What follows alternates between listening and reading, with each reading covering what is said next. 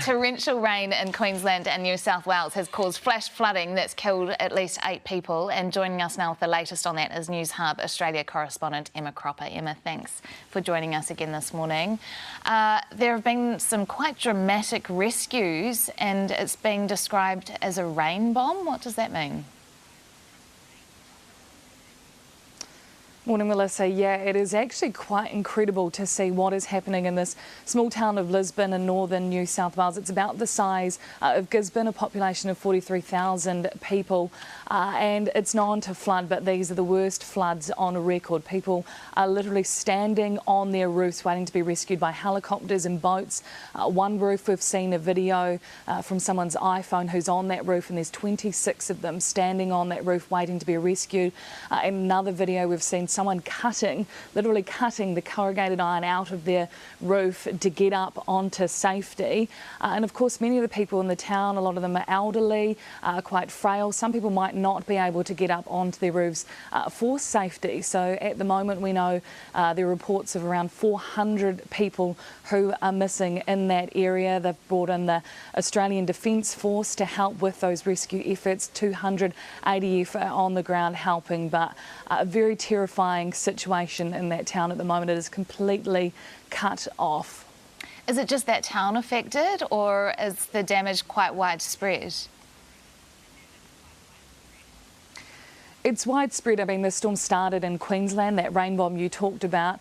It just dumped down basically on Queensland in the small town of Gympie. They've had some of the worst floods in a century there, the Brisbane River.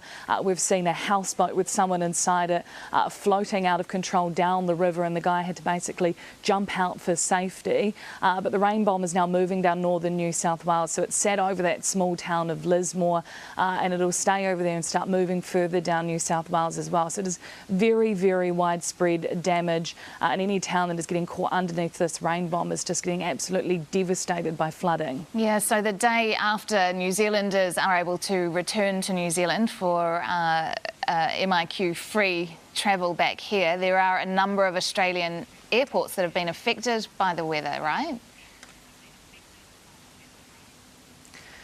Yes, up in the northern New South Wales area. I've been trying to get up there. It's really difficult. All the flights are cancelled.